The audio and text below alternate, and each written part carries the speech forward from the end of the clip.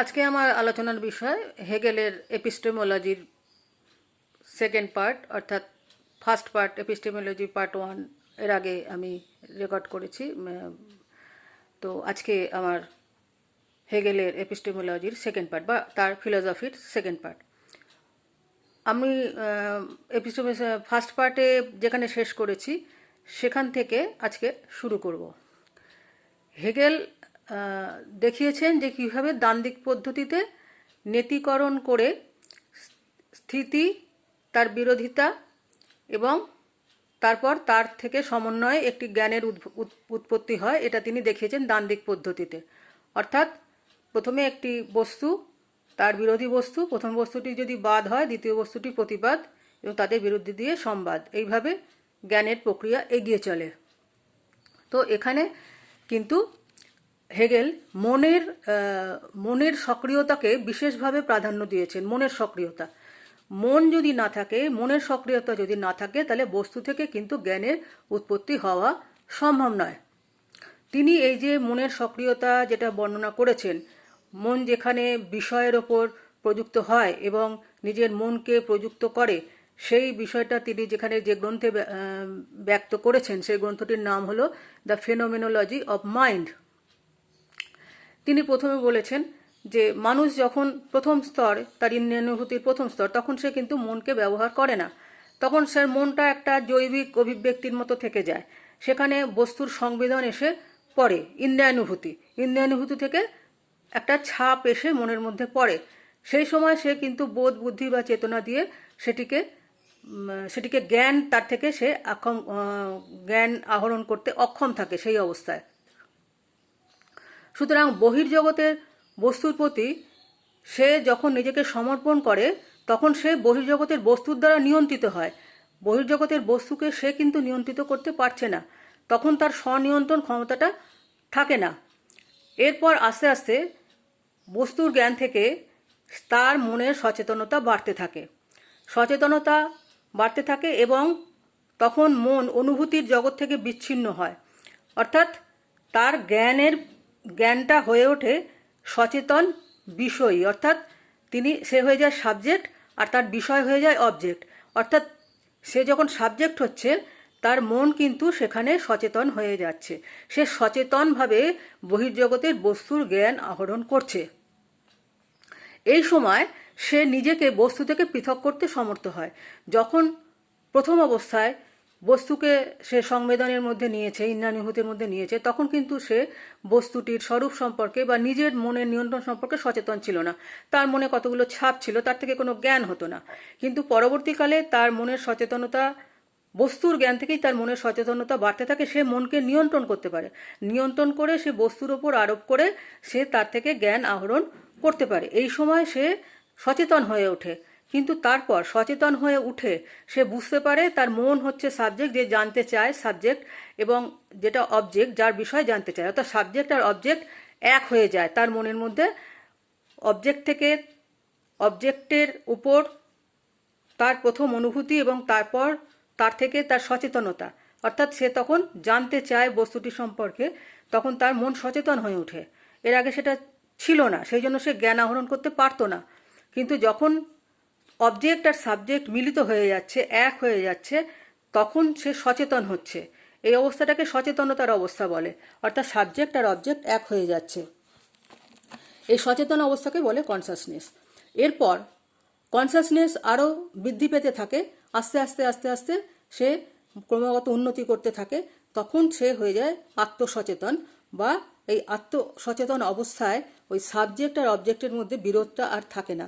তখন মন বস্তুকে জানতে চায়, বস্তু মনের মধ্যে অধিষ্ঠান করে, অর্থাৎ দুটো এক হয়ে মিলে গিয়ে একটা আত্মসচেতনতা দেখা দেয়। আর বহির্জগৎ আর অন্তর্জগৎ যেন মিলে যায়। আমি যা দেখছি, আমি সেটা আমার মনের মধ্যে একটা ছাপ ফেলছে এবং সেই তার উপর আমার মন সক্রিয় হয়ে উঠছে। আমার মন সক্রিয় উঠে সেই বস্তু থেকে একটা ধারণা, বহির্জগতের ধারণা গড়ে তুলছে। সেখানে কিন্তু আমার মনের সক্রিয়তাটা কিন্তু একটা বিশেষ বিষয়। মনের সক্রিয়তা কিন্তু এখানে থাকতেই হবে। এই রকম অবস্থায় মানুষ আত্মসচেতন অবস্থায় সে বুঝতে পারে যে এই যে জগৎ এবং জীবনকে আমরা জানছি সেটা কিন্তু আমার মন দিয়ে আমি জানছি, মনের সক্রিয়তাতে জানছি। সে তখন নিজের এই যে ক্ষমতা, তার যে সক্রিয়তা, তার যে শক্তি আছে বহির্জগৎকে ব্যাখ্যা করার, তার থেকে জ্ঞান আহরণ করার তার যে শক্তি আছে, সেটা সম্পর্কে সে সচেতন হয়। এই আত্মসচেতন অবস্থাকে তিনি হেগেল বলেছেন ভাবসত্তা, অর্থাৎ স্পিরিট। এখন স্পিরিট আমরা আগের পার্টে বলেছি যে তিনি স্পিরিটের ধারণায় পৌঁছেছেন, স্পিরিটকে তিনি অলৌকিক সত্তা বলেছেন। কিন্তু মানুষ যখন সচেতন হয়ে ওঠে তার মন কিন্তু তখন একটা ভাবসত্তায় পরিণত হয়। অর্থাৎ স্পিরিট যে শুধু ঈশ্বর বা অলৌকিক সত্তার মধ্যেই আছে তা নয়, স্পিরিট কিন্তু মানুষের মধ্যেও অবস্থান করছে, এই ভাবসত্তা কিন্তু মানুষের মধ্যেও অবস্থান করছে। সুতরাং ভাবসত্তা অর্থাৎ মনকে তিনি সাবজেক্টিভিটি আর অবজেক্টিভিটি এর মধ্যে এক করে ফেলেছেন। অর্থাৎ স্পিরিটের মধ্যে এসে সাবজেক্ট অবজেক্ট এক হয়ে যাচ্ছে। এই যে সাবজেক্ট এবং অবজেক্ট এক হয়ে যাচ্ছে এর নাম হেগেল দিয়েছেন যুক্তি বা সঙ্গতি, অর্থাৎ রিজন। অর্থাৎ ভাবসত্তা একটা রিজন, যখন বিষয় আর বিষয়ী এক হয়ে যাচ্ছে, সাবজেক্টিভিটি অবজেক্টিভিটি এক হয়ে যাচ্ছে মনের নিয়ন্ত্রণে, তখন এটার নাম দিয়েছেন তিনি, যে স্পিরিটটার তিনি তাকে বলছেন যে স্পিরিট বা ভাবসত্তা, সেটা যে অবস্থা থেকে আসছে সেটার তিনি নাম দিয়েছেন রিজন বা যুক্তি বা সঙ্গতি। তখন এই যে সঙ্গতি, আমরা যে মনের সক্রিয়তায় যে জ্ঞানটা আহরণ করলাম সেই সঙ্গতি, সেটা একটা যথার্থ জ্ঞান বা যথার্থ সত্য।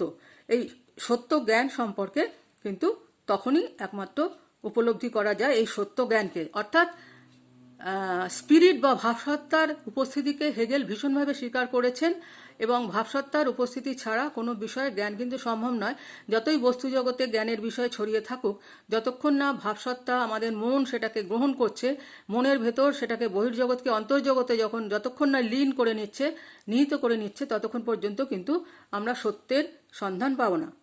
এখানে প্লেটোর সঙ্গে একটু বৈসাদৃশ্য আছে হেগেলের। প্লেটো ভাববাদের স্রষ্টা, ভাববাদের জনক। তো প্লেটো কিন্তু জ্ঞান আহরণের ক্ষেত্রে তিনি ডিডাকটিভ মেথড নিয়েছেন, অর্থাৎ যে বিশেষ বিশেষ জ্ঞান দিয়ে দেখে তারপরে যে সত্যে উপনীত হওয়া যায়।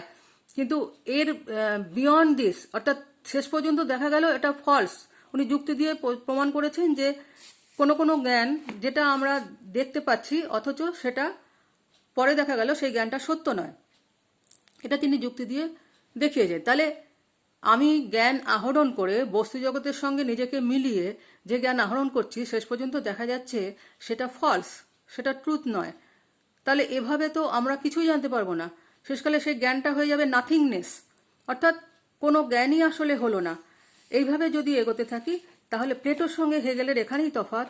প্লেটো যেখানে বলেছেন যে স্কেপটিসিজম এবং বিয়ন্ড স্কেপটিসিজম বা নাথিংনেসের পরে আর কোনো জ্ঞান হয় না, সে সত্য জ্ঞানে পৌঁছানো যায় না, হেগেল কিন্তু বলেছেন যে সাবজেক্টিভিটি আর অবজেক্টিভিটির মিলনে আমরা সত্য জ্ঞানে পৌঁছতে পারি, যেখানে যুক্তি প্রয়োগ হয়। যুক্তিটা কোথায় থাকে না ভাবসত্তায়, অর্থাৎ স্পিরিটে। এইখানেই প্লেটোর সঙ্গে হেগেলের পার্থক্য। প্লেটো কিন্তু অলৌকিক সত্তায় বিশ্বাস করেছেন, কিন্তু স্পিরিট, মানুষের মনেও যে সেই স্পিরিটের অবস্থান, ভাবসত্তা আছে, এবং সে যে যুক্তি দিয়ে বিচার করে সত্য জ্ঞানে পৌঁছতে পারে, এখানেই হেগেলের সঙ্গে প্লেটোর পার্থক্য। প্লেটো এটা আবিষ্কার করতে পারেননি যে মনও ভাবসত্তায় পরিণত হতে পারে একসময়, এইটা কিন্তু প্লেটো উপলব্ধি করতে পারেননি। হেগেল এখানে প্লেটোর থেকে এক ধাপ এগিয়েছেন। তিনি হেগেল এরপরে তার ফিলোসফি অফ হিস্ট্রি গ্রন্থের ভূমিকায় যুক্তি বা সঙ্গতির প্রকৃতি সম্পর্কে আলোচনা করেছেন। তার মতে দার্শনিক তার দূরের কল্পনা করে যে অবতারণা করেন, স্পেকুলেটিভ কগনিশনের দ্বারা যে সত্য প্রমাণ করেন, স্পেকুলেটিভ কগনিশন, অর্থাৎ আমি আগের আলোচনায় বলেছিলাম যে কান্ট যে কথাটা বলেছেন প্রথমে পারসেপশনে তারপর কগনিশনে নিতে হয়, সেটা এখানে কিন্তু হেগেল সেখানে কগনিশনের কথাটা বললেন স্পেকুলেটিভ কগনিশন। এই স্পেকুলেটিভ কগনিশনের দ্বারা এই সত্য প্রমাণে সক্ষম যে সঙ্গতিই হলো জগৎ সংসারের পরম নিয়ন্তা। সঙ্গতি মানে যুক্তি বা ভাবসত্তার মধ্যে যুক্তি নিহিত থাকে, এই হলো সমস্ত জগৎ সংসারের নিয়ন্তা। অর্থাৎ জগৎ সংসার সৃষ্টি হয়েছে ওই ভাবসত্তা থেকে। ভাবসত্তা বস্তু সৃষ্টি করেছে এবং তার বিরোধী বস্তুও সৃষ্টি হয়েছে। একটা সময় তার এই সৃষ্ট দুই বস্তুর মধ্যে বিরোধিতা অনিবার্য হয়ে ওঠে, বাদ প্রতিবাদ, অর্থাৎ একটি বস্তু তার বিরোধী বস্তুর মধ্যে একটা সংঘর্ষ অনিবার্য হয়ে ওঠে। তার থেকে একটা সংবাদ বা সিনথেসিসের একটা জ্ঞান আহরণ করা যায়, এটা তিনি বলেছেন তার ডায়ালেকটিকের মধ্যে, তার দ্বন্দ্বের মধ্যে, যে দ্বন্দ্বের মধ্য দিয়ে সত্যে পৌঁছানো যায়, এটা তিনি বলেছেন। এবং ভাবসত্তা যে এই জগৎ এবং সংসার, জগৎ সংসার এবং এই যে আমাদের যে বস্তু জগৎ, পুরোটাই ভাবসত্তার নিয়ন্ত্রণে বা ভাবসত্তা সৃষ্টি করে চলেছেন। অর্থাৎ ভাবসত্তার একটা কর্মশক্তি আছে, অনন্ত কর্মশক্তি, অনন্ত বস্তু, বস্তুর উপাদান মানে বস্তুগত উপাদান সবসময় সৃষ্টি হয়ে চলেছে, তার অস্তিত্ব রয়েছে এবং সেই অস্তিত্ব নির্ভর করছে মনের সঙ্গতি বা যুক্তির উপর। অর্থাৎ শুধু সৃষ্টি হলেই তো হবে না, তার মধ্যে মনের সক্রিয়তাকে প্রয়োগ করতে হবে, তবেই না সেটা জ্ঞানে পরিণত হবে। সুতরাং যুক্তি হলো স্বয়ম্ভূ। যুক্তি কোথা থেকে এলো, কিভাবে এলো, এর আলোচনা নিরর্থক, কারণ যুক্তি হলো স্বয়ম্ভূ। মানুষের মনে যে যুক্তি বা ভাবসত্তার যে চেতনা আসে, সেটাকে কোনো রকম উৎস দিয়ে ব্যক্ত করা যায় না। সে হলো স্বয়ম্ভূ। সে হলো নিজেই নিজের উপাদান, নিজেই নিজের চালক পরিচালক।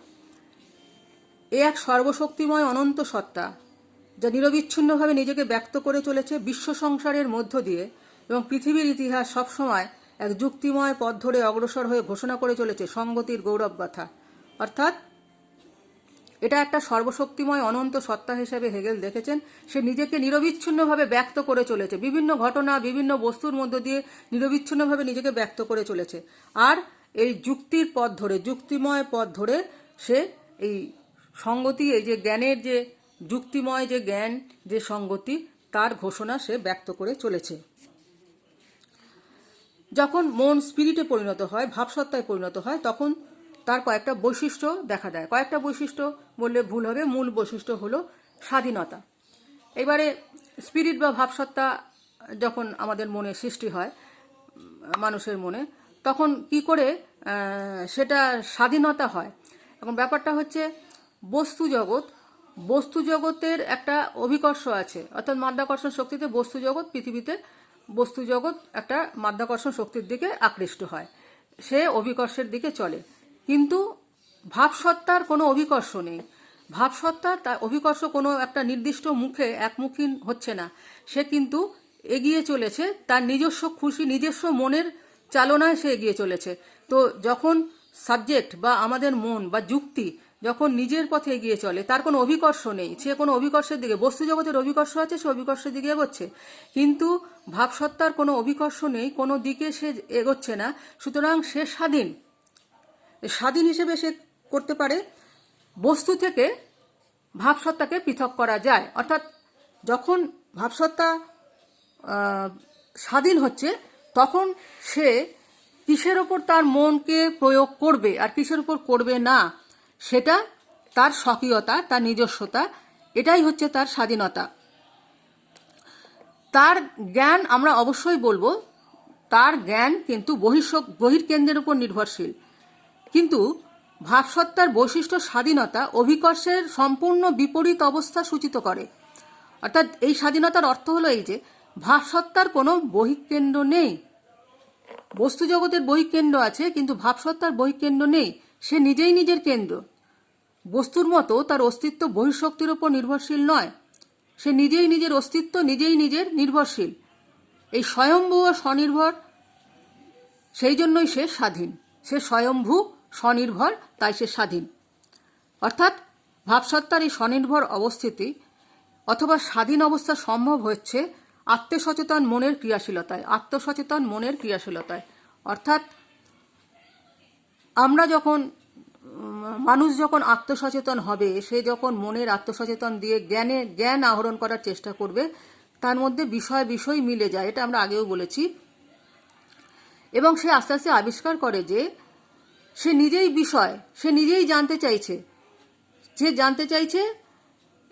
সে নিজেকেও জানতে চাইছে, বস্তু জগৎকেও জানতে চাইছে, এবং সে এই যে নিজেকে জানতে চাইছে, যত সে নিজেকে জানে এবং ততই সে নিজেকে নতুন করে আবিষ্কার করে এবং তার মধ্যে কি আছে সেটা সে বিকশিত করতে পারে। তার মধ্যে যে সত্তা আছে, যে তার মধ্যে যে যোগ্যতা আছে, তার মধ্যে যে ক্ষমতা আছে, সে নিজেকে আবিষ্কার করে, ক্রমশ তার এই ক্ষমতা বিকশিত হয়ে ওঠে। সুতরাং ভাবসত্তা অবস্থায় পৌঁছে মানুষ হয় স্বাধীন, অর্থাৎ বস্তুজগৎ পরাধীন। বস্তুজগৎ একটা নির্দিষ্ট কেন্দ্রের দিকে আকৃষ্ট হয়, কিন্তু ভাবসত্তা স্বাধীন, সে মুক্ত, সে নিজেকে আবিষ্কার করে, নিজেকে প্রকাশ করে। হেগেল মনে করেন যে পৃথিবীর ইতিহাসের মধ্য দিয়ে ভাবসত্তা নিজেকে নিরন্তর জেনে চলেছে, ফলত নিজেকে ব্যক্ত করে চলেছে। অন্যভাবে বলা যেতে পারে যে ইতিহাসের মধ্য দিয়ে ভাবসত্তা এগিয়ে চলেছে স্বাধীনতার লক্ষ্যের দিকে। অর্থাৎ মানুষ যদি এই জ্ঞানে পৌঁছতে পারে, রিজনে, যুক্তিতে পৌঁছতে পারে, যুক্তিতে পৌঁছলে সে স্বাধীন। কারণ সে তো অন্যের নিয়ন্ত্রণ মানছে না, বস্তু জগতের নিয়ন্ত্রণ মানছে না, সে তো নিজের মনকে বুঝছে এবং মনের কাছ থেকে সে স্বাধীন হয়ে যাচ্ছে, তার ক্ষমতার প্রকাশ ঘটছে। এইভাবে ইতিহাসে, পৃথিবীর ইতিহাসে মানুষ নিজের স্বাধীনতা সম্পর্কে জেনেছে, নিজের ক্ষমতা সম্পর্কে জেনেছে, নিজের যুক্তি দিয়ে সে বিচার করে দেখেছে কোনটা তার জন্য প্রয়োজন, কোনটা প্রয়োজন নয়। সুতরাং এটা মানুষের স্বাধীনতা। এ প্রসঙ্গে হেগেলের কাছে দুটো প্রশ্ন খুব প্রাসঙ্গিক মনে হয়েছে। একটা হলো, কোন উপকরণের মাধ্যমে, অর্থাৎ কোন উপকরণকে ব্যবহার করে ভাবসত্তা তার স্বাধীনতার লক্ষ্য পূরণের দিকে এগিয়ে যায়, অর্থাৎ কোন উপকরণকে ব্যবহার করে ভাবসত্তা তার স্বাধীনতার লক্ষ্য পূরণের দিকে এগিয়ে যায়, এটা একটা প্রশ্ন। দ্বিতীয় প্রশ্ন, কোন ধরনের আঙ্গিক বা ফর্ম অবলম্বন করে এই স্বাধীনতাকে রূপায়িত করা যায়। বিচ্ছিন্নভাবে দেখলে, এই হেগেলের এই বক্তব্যের উত্তরে যদি বলতে হয়, তাহলে বিচ্ছিন্নভাবে দেখলে মানুষের কোনো লক্ষ্য বা আদর্শই হলো এক সাধারণ বিমূর্ত ধারণা, মানে আদর্শ বিমূর্ত ধারণা, যেটা নিয়ে মানুষ চিন্তা করে বা ভাবে। এই বিমূর্ত ধারণাকে বাস্তবায়িত করার জন্য প্রয়োজন হয় বস্তুনিষ্ঠ কর্মধারার। অর্থাৎ বিমূর্ত, সবকিছু বিমূর্ত, আমাদের মনে একটা বিমূর্ত ধারণা রয়েছে, আদর্শ। এবারে এটাকে বাস্তবায়িত করতে গেলে তখন আমাদের বস্তু জগতের সঙ্গে মিলিত হতে হয়। বস্তুনিষ্ঠ আমাদের যে কাজকর্ম, আমরা যে বস্তু জগতে যে আমরা কাজকর্ম করছি, আমরা যে কর্মধারার সঙ্গে জড়িত হয়ে পড়ছি, সেইভাবে জড়িত হয়ে তার মনে আশা আকাঙ্ক্ষা এগুলো জেগে ওঠে। নিজের স্বার্থসিদ্ধির জন্য উদ্যম, আবেগ, আসক্তি, সহজাত, এগুলো তাদের প্রবৃত্তি, এগুলোর দিকে ক্রমশ সে আকৃষ্ট হয়ে পড়ে। তখন এইভাবে মানুষের মনে যখন বস্তু জগতের সঙ্গে সে কাজ করছে, বস্তু জগতের সঙ্গে কাজ করতে করতে তার মনে তার যে প্রবৃত্তি আছে, আশা আকাঙ্ক্ষা ইত্যাদি আছে, সেগুলো আস্তে আস্তে ব্যক্ত হচ্ছে এবং সে এই প্রবৃত্তির তাড়নাতে চলছে। অর্থাৎ মানুষের মনে একটা বিমূর্ত, সে অনেক কিছু চায়, অনেক কিছু করতে চায়, এক একজনের ধারণা এক এক রকম। সে ধারণাগুলো প্রথম অবস্থায় বিমূর্ত থাকে, আমি এই করতে চাই, সেই করতে চাই, বিমূর্ত থাকে। কিন্তু আস্তে আস্তে যখন সে নিজেকে প্রকাশ করে চলে, নিজের ভেতরকার যখন আবেগ আবৃত্তি, যে ওইটাকে পেতে গেলে, ওই আদর্শ বিমূর্ত ধারণাকে আমাকে পেতে গেলে আমাকে কি করতে হবে, এটা বস্তু জগতের সঙ্গে মিলিত হয়ে তার মধ্যেই ধারণাটা আছে, তখনই মানুষের আশা আকাঙ্ক্ষা আবেগ এগুলোর প্রকাশ ঘটে। সেজন্য হেগেল মনে করেন যে ভাবসত্তা নিজেকে জানতে গিয়ে, নিজেকে ব্যক্ত করতে গিয়ে, একই সঙ্গে স্বাধীনতার বিকাশ ঘটাতে গিয়ে অবশ্যই এই সহজাত মানবিক প্রবৃত্তিগুলিকে বর্জন করতে পারে না। মানুষ যুক্তিসিদ্ধ, মানুষ স্বতঃপ্রণোদিত, মানুষের মধ্যে রিজন আছে, স্পিরিট আছে, এগুলো মেনে নিয়েও যখন মানুষ ওই বিমূর্ত আদর্শকে কাছে পেতে চায়, তখন এই প্রবৃত্তিগুলোকে কিন্তু সে বর্জন করতে পারে না। প্রবৃত্তিগুলোকে বর্জন করতে পারে না বলেই তখন সে সত্যিকারের জ্ঞান সে লাভ করতে পারে না। অর্থাৎ হেগেল বলছেন, যদিও সঙ্গতি বা যুক্তি এর নিয়ন্ত্রণ শক্তি, যদিও সঙ্গতির সঙ্গে স্বাভাবিকভাবেই সহজিত মানবিক প্রবৃত্তিগুলির মৌলিক বিরোধিতা রয়েছে, মানে যুক্তির সঙ্গে তো প্রবৃত্তির একটা বিরোধিতা রয়েই গেছে, তবু ইতিহাসের পথ ধরে স্বাধীনতার যাত্রাকে অব্যাহত রাখার জন্য সঙ্গতি এই সাধারণ মানবিক প্রবৃত্তিগুলিকে উপাদান হিসাবে ব্যবহার করতে বাধ্য হয়। অর্থাৎ হেগেল মেনে নিচ্ছেন যে প্রবৃত্তিগুলির সঙ্গে, মানুষের সহজাত আশা আকাঙ্ক্ষার সঙ্গে যুক্তির একটা বিরোধিতা রয়েছে, কিন্তু যুক্তিতে পৌঁছতে গেলে বা সঙ্গতিতে পৌঁছতে গেলে, যথার্থ জ্ঞানে পৌঁছতে গেলে এই প্রবৃত্তিকে অস্বীকার করে লাভ নেই। মানুষ প্রবৃত্তির পথ মেনে চলে, চলতে চলতেই সে নিজেকে আবিষ্কার করে, তারপরেই তার মধ্যে যুক্তি বুদ্ধির উপক্রম হয়, তার মনে ভাবসত্তার উদয় হয়। প্রবৃত্তিগুলোকে বাদ দিয়ে নয়, প্রবৃত্তিগুলোকে সে ব্যবহার, উপকরণ যেটা বলছেন, যে কোন উপকরণ ব্যবহার করে যে মানুষের মন, কোন উপকরণগুলোকে ব্যবহার করে মানুষের মন স্বাধীন হয়, মানুষ স্বাধীন হয়, সেই উপকরণগুলোর মধ্যে একটা হলো মানুষের সহজাত প্রবৃত্তি, যেগুলো আশা আকাঙ্ক্ষা কামনা বাসনা, এইগুলো মানুষের সহজাত প্রবৃত্তি। এইগুলোকে কেন্দ্র করে সে একটা আদর্শের দিকে এগোতে থাকে যে এটা আমার চাই। এটা এটা কিন্তু দরকার। এটা যদিও এই ধারণাগুলো যুক্তির সঙ্গে মেলে না, তা সত্ত্বেও কিন্তু স্বাধীনতার পথে পৌঁছতে গেলে মানুষের নিজস্ব আশাকাঙ্ক্ষাকে ফলো করা কিন্তু দরকার আছে, এটা হেগেল বলেছেন। এইভাবে এগোতে এগোতেই মানুষের স্বাধীনতার উপলব্ধি হবে, তবেই সে একটা যুক্তিসঙ্গত স্বাধীনতার ধারণায় পৌঁছবে, এটা হেগেল মনে করেন। প্রথমে এই যে যুক্তি মানুষ যখন সচেতন হয়, সে যুক্তি তার মধ্যে থাকে, কিন্তু তখন প্রথম দিকে যুক্তি কিন্তু এই প্রবৃত্তিগুলোকে প্রশ্রয় দেয়, ক্ষুদ্র ক্ষুদ্র স্বার্থকে প্রশ্রয় দেয়। এগুলোকে তখন যুক্তি এমনভাবে ব্যবহার করবে, একটা সময় গিয়ে এই প্রবৃত্তির গতি রোধ হয়ে যাবে, অর্থাৎ আপনা আপনি গতি রোধ হয়ে যাবে।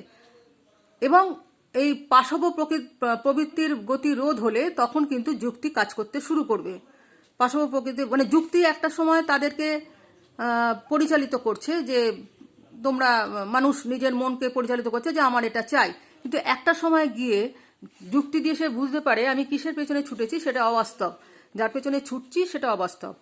এই পর্যন্ত কিন্তু যুক্তি তাকে বাধা দেয় না পৌঁছতে, কিন্তু তারপর সে বুঝতে পারে যে যেটা করতে চলেছি আমি সেটা আমার জন্য প্রয়োজন নয়, বা আমি একটা মিথ্যের পেছনে, একটা অলিকের পেছনে আমি যাচ্ছি। অর্থাৎ মানুষের ক্ষুদ্র ক্ষুদ্র স্বার্থ মিলে একটা বড় স্বার্থে, একটা রাষ্ট্রীয় স্বার্থে, একটা জনগণের স্বার্থ একটা মিলিত হয়ে যায়। প্রথমে ক্ষুদ্র ক্ষুদ্র স্বার্থ থাকে প্রত্যেক মানুষের, সে স্বাধীন মতো চলতে চায়, যুক্তি তাকে বাধা দেয় না, যুক্তি তাকে চলতে দেয়, কিন্তু একটা সময় গিয়ে সে বুঝতে পারে আমার চাহিদা কিন্তু অন্য লোকের চাহিদার সঙ্গে মিলে যাচ্ছে, সবার চাহিদা মিলে একটা কিন্তু যুক্তিগ্রাহ্য সত্যে তারা পৌঁছে যাচ্ছে। এই সময়ে কিন্তু মানে মানুষের মনের প্রকৃত, মানুষের মনের যে প্রকৃত ভাব সেটা প্রকাশিত হয়। একটা উদাহরণ দিয়ে বলা যায় যে একটা বাড়ি তৈরির জন্য অনেক কিছু দরকার, যেমন লোহা, কাঠ, পাথর, এগুলো এই সমস্ত দরকার, ইট, কাঠ, পাথর, যা হোক, এগুলো একটা বাড়ি তৈরির জন্য দরকার।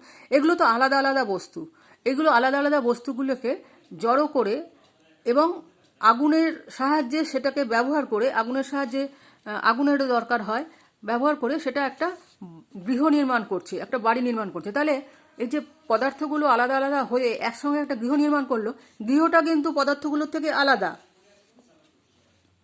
কারণ গৃহটা যখন তৈরি হলো,